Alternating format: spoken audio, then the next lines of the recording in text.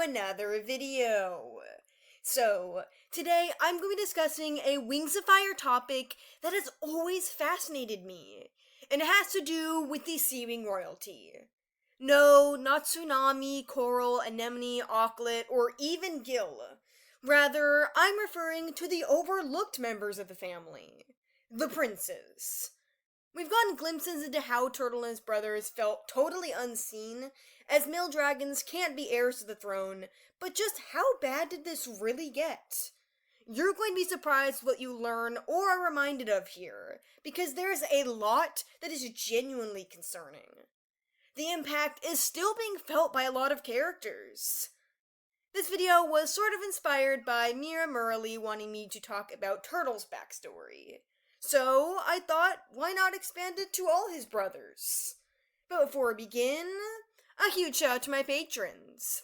Darvlo95, Thistle, Noobto, Pyronuke, Avril, Pancake, Escarada, Adequin, Alex Cleaver, Shadow Hunter, That One SeaWing, Moonclaw, Isaac, and Iris.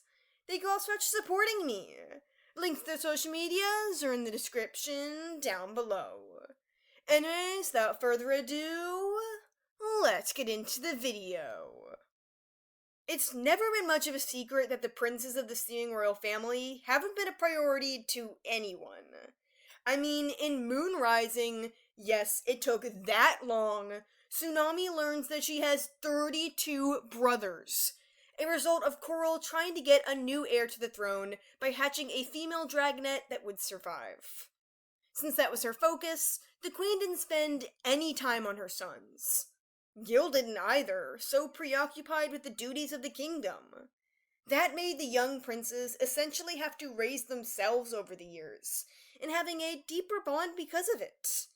However, if you were like Turtle, who felt like a bit of an outcast even within one side of his family, that system didn't really always work. Still, the young animist ended up bonding more with his family with time, even sleeping up against his brothers in the same cave. They cared and looked out for each other, especially when no one else would. It got so bad to the point where Coral, the ruler of the SeaWing tribe, didn't even remember the names of any of her sons. She had to make an effort to learn Turtle's much later, which doesn't really change what happened in the past. She didn't have any expectations or aspirations for them, expecting virtually nothing from her boys. Yikes. Imagine your guardian not even remembering you in the first place, and then when she sees you, she thinks you're a total-born failure. Finn was the only one Turtle could trust to corral the rest of the princes to safety.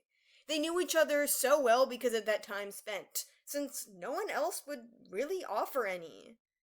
Anemone knew she had a lot of brothers, but probably wasn't even aware of the exact count. She wasn't allowed to play with them due to Coral finding their nature of doing so being too rough, resulting in sibling separation. This really just made everything so much worse, with the young men of the family being treated as separate rather than part of the whole. It took tragedy to bring them together, but only after the fact. Gil didn't get to apologize for snapping at Turtle, and it was only through Coral telling him later how his father really regretted the incident for the Animus Prince to finally get that closure. It made him feel like he was never cut out to be the hero or anyone important. And well, can you blame him? Being called nothing but a disappointment by the dragons who should have raised you is something no one should have to go through. Thankfully though, things are starting to change. Coral is trying to make an effort to appreciate the family she brought into this world, even if it's coming late. We can already see a difference through how Auklet treats Turtle. She's so excited to see him, and recognizes her older brother instantly. It's safe to bet that never happened with Anemone, not with her on a much higher pedestal. I do love the Wings of Fire royalty system where queens are at the head. It's so different from other fantasy stories and even real-life scenarios, but that doesn't mean the king and queen can just ignore their non-heirs. Turtle, Finn, Octopus, Cerulean, and all the others deserve names, love, appreciation, support, and most of all, memories. So, here's to hoping even more changes happen to help heal the dragons who were affected by that. It's honestly a bit of a tragedy. Because even though they're princes, it doesn't mean they got the royal treatment in every aspect of life. But caring for your kids doesn't have to come with a crown. And that's wrapped up for this video. How would you have felt if you were one of the SeaWing princes under Coral? Would you have bonded with your brothers just like they did? Or maybe found it hard to do instead? What ways could we keep noticing differences in how they're treated now? Let me know down below.